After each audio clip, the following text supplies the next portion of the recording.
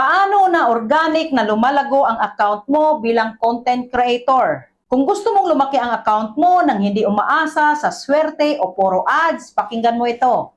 Ang pinakamalaking content creators ay hindi lang nag-viral ng isang beses. Ang sikreto nila ay consistency at pagbibigay ng value. Narito ang 7 bagay na makakatulong para organic na lumago ang account mo. Number 1, magbigay ng value sa bawat content. Bago ka mag-post, itanong mo sa sarili mo, ano ang mapapala ng manonood dito? Matututo ba sila? Mai-inspire ba sila? Matatawa ba sila? O masasagot ba nito ang isang tanong nila?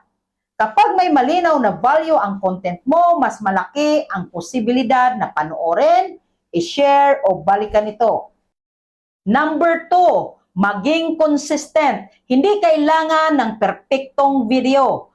Mas mahalaga ang regular na paggawa ng content kaysa maghintay ng perfect timing. Kapag consistent ka, mas marami kang pagkakataong maabot ang tamang audience at mas marami ring content ang pwedeng mag-perform. Number 3, gumawa ng malakas na hook. Ang unang ilang segundo ang pinakamahalaga. Sa halip na "Hi guys, welcome back!"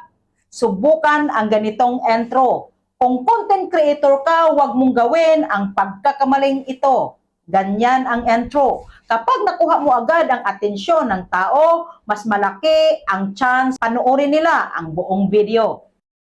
Number 4, kilalanin ang audience mo. Hindi mo kailangang magustuhan ng lahat. Mas mahalagang malinaw kung sino ang gusto mong tulungan o kausapin. Kapag alam mo ang audience mo, mas madali kang makakagawa ng content na para talaga sa kanila.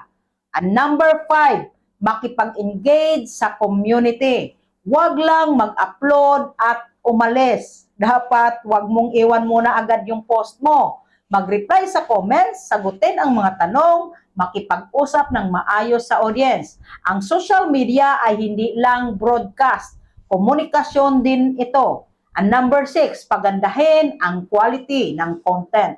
Hindi mo kailangan ng pinakamahal na kamera. Mas mahalaga ang malinaw na audio, maayos na ilaw, malinaw na mensahe at madaling panoorin na editing. Kapag mas komportable ang manonood, mas malaki ang chance tapusin nila ang video. Number 7, mag-aral sa performance ng content mo. Tingnan kung aling videos ang mas maraming nanonood, nag-save o nag-share. Hindi para gayahin ang iba, kundi para maintindihan kung anong klaseng content ang mas nare-resonate sa audience mo. Tandaan mo, ang organic growth ay hindi karira. Isa itong proseso. May mga araw na mababa ang views, may mga araw na mataas. Pero ang mahalaga, hindi ka tumitigil sa paggawa ng content na may halaga. Kapag patuloy kang nagbibigay ng value, consistent ka at inaalagaan mo ang audience mo, unti-unting nabubuo ang tiwala ng mga tao. At ang tiwalang yon ang isa sa pinakamahalagang pundasyon ng pangmatagalang paglago sa social media. Kaya simulan mo ngayon, isang magandang content sa bawat araw ay mas mahalaga kaysa isang perpektong content na hindi mo naman na-post.